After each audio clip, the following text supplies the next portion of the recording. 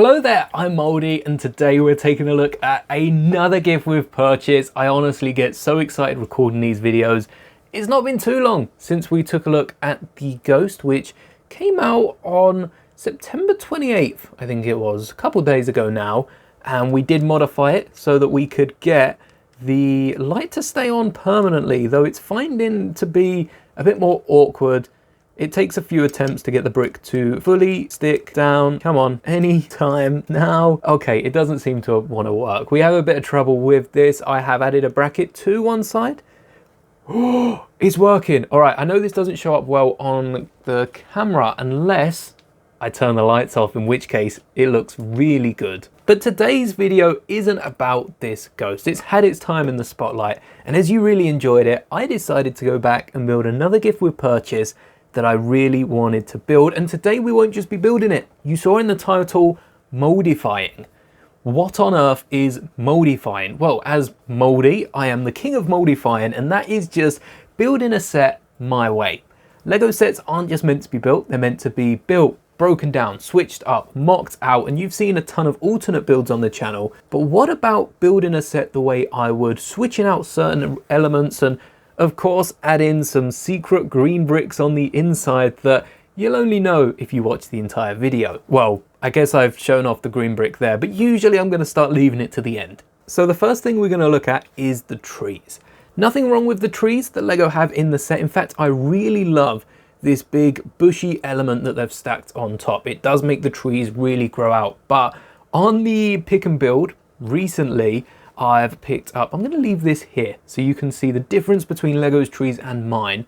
I've picked up a ton of these fern elements that are usually meant for standing around. You'd clip them down to a plate. We use some on my stand for the V19 to try and hide some of the blocky texture that will support the entire ship.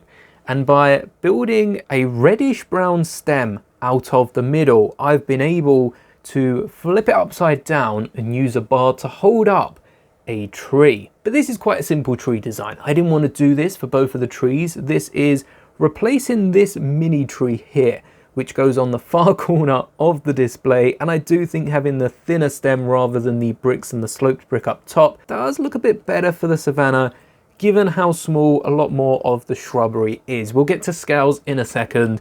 This thing is massive, not only in its base. Check this out. It is 18 by 18. It's bigger than a modular block for the city, though you could display a modular block on top within the rounded off walls as well. And on the underside, I've switched out those rounded off plates. I wanted a more secure connection in the middle, and therefore only had the space to use 4x4s, which don't exist in the 1x plate, but no one's going to be looking underneath. The second tree that I have built is, as you can see, just a little bit bigger. I have used a few different snot techniques by clipping in, you know, those frying pan studs, those 1x1s with the bar sticking out, and then putting two more fern elements on top to get a similar effect to the bushiness of the element that Lego originally used, but without having to use that piece because, like I said, I picked up a load of these off the Builder Mini, and so far we've only used it as a V19 display. So the tree starts off as the little one is, with them all in system, and ends the exact same way with 4 ferns on top and a little bar element. We'll get to why it's got a bar element on both sides in just a second. But this not only works as a plant pretty well, this is suddenly turning into Felucia if we flip the trees upside down. I kind of see what they were doing there, but as a massive centerpiece tree for this back corner where we've got the rocks building up. The way Lego put it together was really cool. I've switched out quite a few of the slopes because I either didn't have them in the size, color, or wanted the rocks, especially back here where I've used the 1x1 cheese slopes on the snot bricks, wanted the rocks to not fit flush. It's meant to be rocky, things aren't meant to meet the edges. I think Lego's was just a little too perfect, so I've switched it up just a bit, but kept the really thick base of the tree because how else is this thing gonna stand? I'm really happy with how the designs come across, and this is just one way you can rework Lego models, especially if you're building Felucia. Pick up this set, flip the tree upside down, and you've now got massive plants for the clones. Maybe a droid can hide behind here and sneak up on whoever's advancing. And though this gift with purchase is no longer in stock, the MTT would definitely meet the threshold. In fact, you'd probably only need like 2-3 battle packs. To finish off the tree, we have the nest just like the original set, which I feel like is a bit big for the tree. Maybe it would have seemed less big if we used the bushier elements, but I've gone with a Yoshi egg on top, which is still not hatching. Can't wait to see what it has inside of it. And there's 2 animals featured on the set.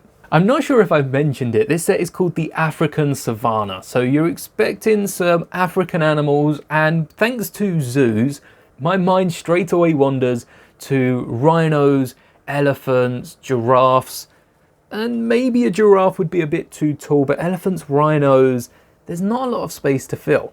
But we do have a Lego brick built elephant, which I thought the elephant in the birthday poly bag was the cutest elephant. I take it back, this one's so cool, especially how they connect the ears so you can still turn them a little bit, and Lego do get you to fit the ears back. I think add in that extra curve, putting Lego bricks outside of their system, you know, 90 degrees, maybe 45 degrees at best, just gives so much life to the bricks. And I've switched up the tusks for grey.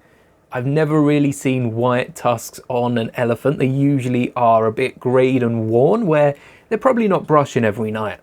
And also some black and brown ends to the legs, because it's the Savanna. They're not going to be cleaned every day. They're going to be traipsing through mud. There's going to be debris all the way up their legs. And again, it just adds a bit of character to the build. This elephant clips down on a jumper, and it's the only part of the entire base that is tiled off. You can see just down here, I have again replaced some of the tiles with bigger elements that I personally own, but where Lego have tried to stick to the similar elements in the build, they've just used some 2x2s and 1x2s. And though it's the only tiled off part of the base, you can see there is some water next door that is perfect for another animal. If you head over to lego.com and scroll down to the description, you'll see that this is a young elephant. I think that just goes to show you the scale of this build. We've got a few plants around, and there's some sort of cactus in the back, which is made using a pumpkin and then a stem with 3 pink flowers on. I think that looks so cool. And it's so easy to build as well.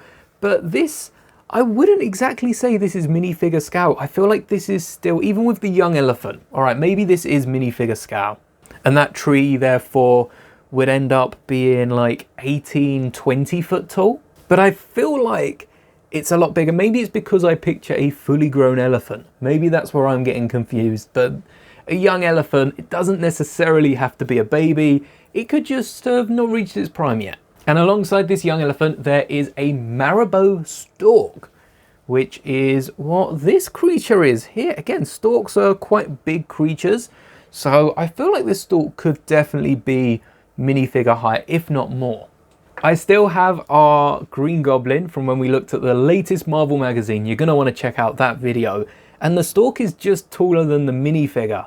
I guess works. I kind of forget how tall minifigures are. 1, 2, yeah, the tree's definitely over 18 foot tall. You might have noticed towards the end of this stork's legs, we have some translucent blue 1x1 studs with the hole in the middle. And that's so we can stand the stork up in the water, and more importantly for the Lego designers, they don't have to worry about designing feet, which is hard enough to do for gonks. I tried to get away with using 1 single horizontal clip, trying to use 2 for this stork, as well as some connector elements to actually fit the clips on the bottom is just going to look too messy.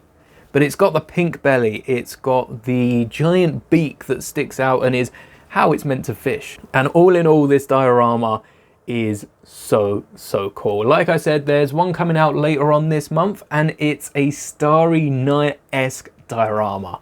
Lego have called it the Northern Lights diorama, and it's a really nice scene. So I will be back in probably November after the set's out to build it. Chances are the threshold is going to be around that £110 that we've seen for the Celebration series, and this is also another series of gift with purchases. The Celebration series started around Valentine's Day with a chocolate box that didn't have a light brick, and then we built the second one, which was the Ferris wheel, which was so fun to just keep spinning and spinning and spinning and spinning, and it just didn't stop spinning. I didn't want to stop spinning, honestly. And then for Halloween, we got the Ghost. So I assume there's going to be part 4 and maybe the final part around Christmas. 4 seasons. We've got Valentine's in the spring. We have, you know, the fairs in the summer, Ghosts on Halloween. And for Christmas, I'm not quite sure what we've got in store. They could do a train that actually has the same mechanism as the 3D printed train. That would be pretty cool. But this diorama is also part of a series. We've got the Safari. We've got the Northern Lights. I always think Aurora Borealis, which is, I think, the Latin name for the Northern Lights. Never can remember the proper one. And I wonder how many more of these dioramas we're gonna get from Lego. Maybe there are some already. But that's all from me today. Let me know if you're gonna pick up this gift with purchase in the comments. And until next time, may the bricks be with you, always.